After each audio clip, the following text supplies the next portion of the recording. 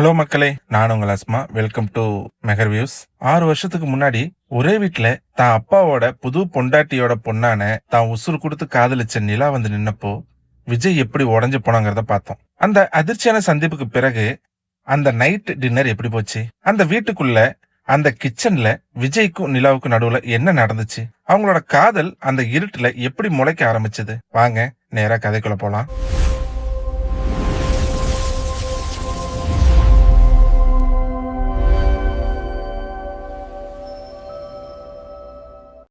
அந்த டைனிங் டேபிள்ல எல்லாரும் உட்கார்ந்து டின்னர் சாப்பிட்டுட்டு இருக்காங்க.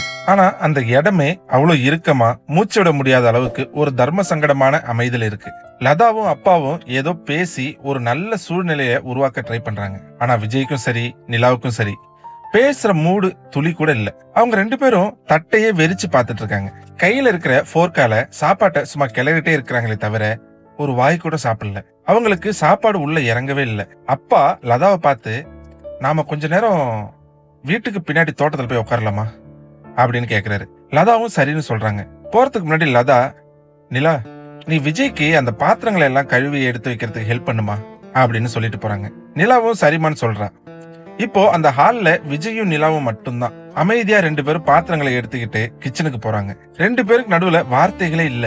ஆனா அந்த அமைதி 1000 வார்த்தைகளை விட சத்தமா இருக்கு. விஜய் அந்த பாத்திரங்களை எல்லாம் வாஷ் பேஷன்ல வச்சுக்கிட்டு இருக்கான். நிலா அவனுக்கு பின்னாடி கிச்சன் ஸ்லாப்ல சாஞ்சுக்கிட்டு நின்னுட்டு இருக்கா.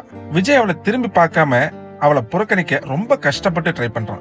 நிலா அதை பாத்துக்கிட்டே நிக்கிறான். ஆனா அவளுக்கு தெரியாது விஜய் ஒவ்வொரு அசைவையும் ஒவ்வொரு மூச்சையும் வியந்து பாத்துட்டு இருக்கான்னு. விஜய்க்கு பைத்தியமே பிடிச்சிரும் போல இருக்கு.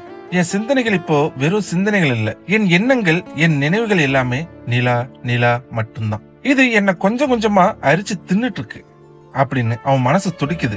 நான் உன்னை காதலிக்க கூடாது நிலா அப்படின்னு அவன் மூளை அவனுக்கு எச்சரிக்கை கொடுத்துக்கிட்டே இருக்கு. ஆனா அவன் சிங்கையே பாத்துட்டு இருக்கான். அவனுக்கு நிலாவை பார்க்கணும்னு தோணுது, காற்ற சுவாசிக்கிறான். ஆனா அவனுக்கு நிலாவை சுவாசிக்கணும்னு தோணுது, கண்ணை மூடுறான். அங்கேயும் நிலாதான் தெரியறான். கைகளை கழுவுறான். அவனுக்கு நிலாவை தொடணும்னு அவ்வளவு ஆசையா இருக்கு. கைகளை டவல்ல தொடச்சுக்கிட்டு விஜய் மெதுவா திரும்பி அவளை பாக்குறான். நிலா தன்னோட கைகளை ரெண்டையும் பின்னாடி வச்சு ஸ்லாப்ல இறுக்கமா பிடிச்சுக்கிட்டு நிக்கிறான். விஜய் கைகளை நெஞ்சுக்கு குறுக்க கட்டிக்கிட்டு அவளை ஒரு ஆழமா பாக்குறான். இவங்க ரெண்டு பேரும் தான் உலகத்திலே ரொம்ப மோசமான பேரண்ட்ஸ் அப்படின்னு நிலா ரொம்ப மெதுவா உடைந்த குரல்ல கிசுகிசுக்கிறான். அவளோட அந்த குரல் உடையும் போது இங்க விஜய் இதயம் சுக்குநூறா உடையுது. ரொம்ப கேவலமானவங்கன்னு விஜய் அவகிட்ட சொல்றான். அதை கேட்டதும் நிலாவுக்கு லேசா சிரிப்பு வருது. அந்த சிரிப்பை பார்த்ததும் விஜய் மனசுக்குள்ள, ஐயோ நான் உன் சிரிப்பை மட்டும் காதலிக்கவே கூடாது நிலா அப்படின்னு தவிக்கிறான். அவ ஒரு பெருமூச்சு விடுறா. அந்த பெருமூச்சையும் நான் காதலிக்கிறேனே அப்படின்னு அவனுக்கு தோணுது. அவங்க ரெண்டு பேரும் எவ்வளவு நாளா பழகிட்டு இருக்காங்க அப்படின்னு விஜய் கேக்குறான். நிலா உண்மையை மட்டும்தான் சொல்லுவாங்கிற நம்பிக்கை அவனுக்கு இருக்கு. 1 வருஷமா இருக்கும். இவ்வளவு நாளா லாங் டிஸ்டன்ஸ்ல இருந்துச்சு. இப்போ அவரோட பக்கத்துல இருக்கணும்னு தான் எங்க அம்மா எங்களை இங்க கூட்டிட்டு வந்துட்டாங்க. 1 வருஷமாவா அப்படின்னு விஜய் ஆச்சரியமா கேக்குறான். உனக்கு உறுதியா தெரியுமா நிலா அப்படின்னு தலையாட்டுறான். விஜய்க்கு நல்லாவே தெரியும் அவனோட அம்மாவை பத்தி உண்மை நிலாவுக்கு தெரியலன்னு.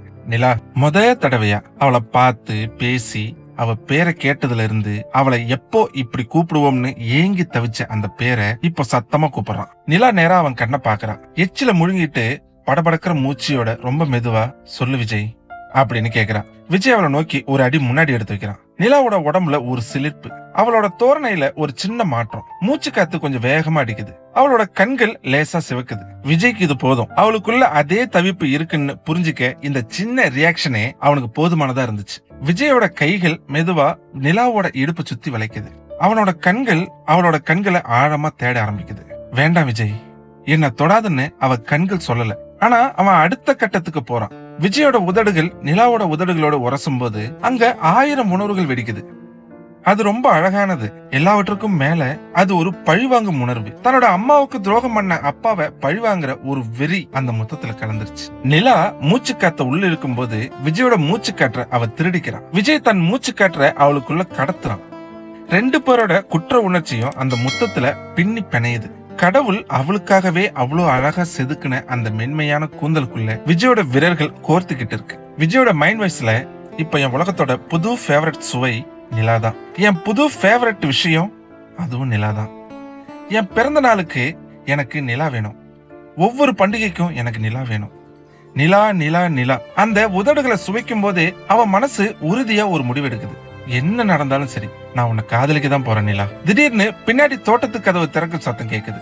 விஜய் உடனே நிலா விட்டு விலகுறான், நிலாவும் விலகுறான். ஆனா உடம்பளவுல மட்டும்தான். அவனோட ஒவ்வொரு அணுவுலையும் அவ இன்னும் அப்படியேதான் இருக்கான். அவன் தன்னோட பார்வைய வேற பக்கம் திருப்பினாலும் அவனுக்கு சுத்தி இருக்கிற எல்லாமே நிலாவா தான் தெரியுது. லதா கிச்சனுக்குள்ள வராங்க. அவங்க முகம் ரொம்ப சந்தோஷமா இருக்கு. ஆமா, அவங்க சந்தோஷமா இருக்க அவங்களுக்கு முழு உரிமை இருக்கு.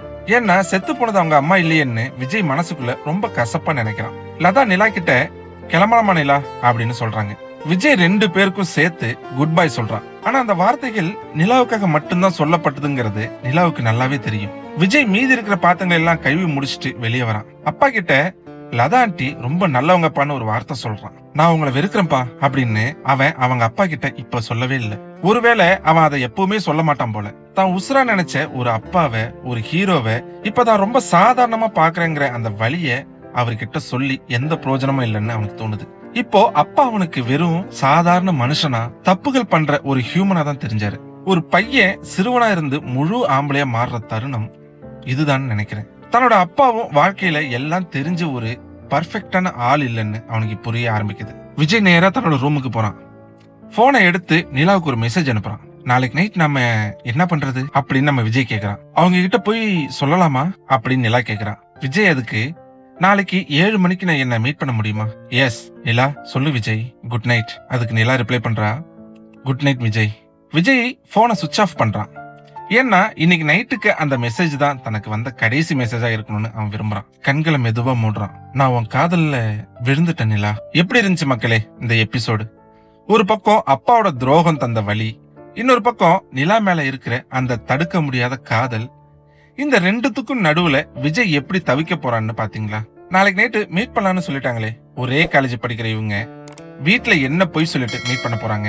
அந்த ரகசிய காதல் எப்படி வளர போகுது? இன்னும் பல சுவாரஸ்யமான விஷயங்களோட அடுத்த எபிசோட உங்களை சந்திக்கிறேன்.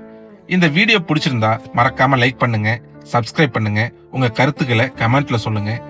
அதுக்கு முன்னாடி உங்ககிட்ட ஒரு விஷயம் சொல்லணும். நான் மகாநதி 2 ஏன் போடல அப்படின்னு உங்களுக்கு நிறைய பேர் கேள்வி கேட்டிருந்தீங்க.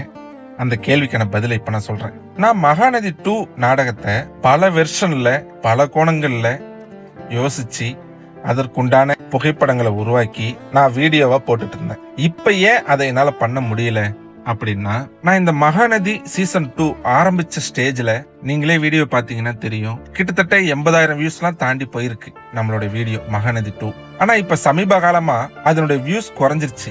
எனக்கு வேற வழி தெரியல, அதனால அதை ஸ்டாப் பண்ண வேண்டியதா போயிடுச்சு. அதனுடைய கதை இப்போ வரைக்கும் என்கிட்ட எழுதி ரெடியா வச்சிருக்கிறேன். ஆனா அதை என்னால போட முடியல. நான் ஒவ்வொரு கதைகளுக்கும் கிட்டத்தட்ட 1 நாள் செலவு பண்றேன். அது அதிகப்படியான வியூஸ் போகல அப்படிங்கறதுனால மட்டும்தான் நான் வீடியோ போறத, மகாநதி 2 வீடியோ போறத ஸ்டாப் பண்ணிருக்கிறேன். இந்த வீடியோக்கு எப்படி வரப்போகுதுன்னு தெரியல. இருந்தாலும் இந்த அழகிலா காதலுக்கு நான் கமிட்மெண்ட் கொடுத்திருக்கிறேன். 38 எபிசோடு போடுறேன்னு சொல்லி. இது 6வது எபிசோடு. இன்னும் 32 எபிசோடு இருக்கு. அதை நான் கண்டிப்பா அப்லோட் பண்ணுவேன். நான் இந்த வேலையை மட்டும் பார்க்கல, எனக்குன்னு சொந்தமா தொழில் ஒண்ணு இருக்கு, அதையும் பார்த்துக்கிட்டு தான் இருக்கிறேன். அது இல்லாம நம்மளுடைய SST channel Shah serial review, அதுல சிறந்த கதைகள், சொந்தமா கதைகள் எழுதி கிரைம் த்ரில்லராவும் போட்டுட்டு இருக்கிறேன். போட ஆரம்பிச்சிருக்கிறேன், இன்னும் முழுசா போடல. இந்த கிரைம் த்ரில்லர் மட்டும் இல்லாம சில காதல் கதைகளும் போடலான் இருக்கிறேன். அந்த காதல் கதைகள் நீங்க நினைக்கிற மாதிரியே இந்த விஜய் காவேரி ஜோடியை மட்டும் வச்சு நான் அந்த காதல் கதைகளை நான் உங்களுக்காக SST சேனல்ல அப்லோட் பண்றேன். சரிங்களா? எல்லாரையும் நான் மன்னிக்கணும், வீடியோ போட முடியாததுக்கு. தயவு செய்து உங்களுடைய முழு ஆதரவை எனக்கு கொடுங்க.